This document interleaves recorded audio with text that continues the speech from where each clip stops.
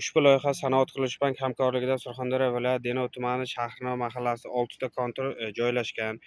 Jami maydoni 18 gektar. Ushbu kontor 586 kontor bo'lib, jami 88 sotixni tashkil qiladi. Bu yerda Shahrino mahalla fuqarolar yig'ini fuqarolari auksion orqali yer sotib olib, bir kontor bir mahsulot tamoyili asosida piyoz ekilgan.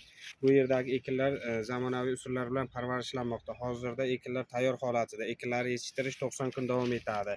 Yetishtirish jarayonida sug'oriladi, tabiiy va mineral o'g'itlar bilan oziqlantiriladi.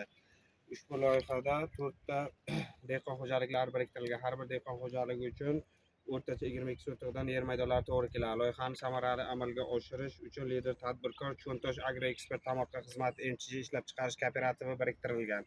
Ushbu loyiha bo'yicha har bir gektardan 30 tonna, jami 22 tonna hosil olish rejalashtirilgan. Mazkur ekin yig'ishtirib olingandan so'ng ikkinchi ekinga ham yuqori daromadli ekin turini ekish orqali yer egalarining daromadlarini yanada oshirib boriladi.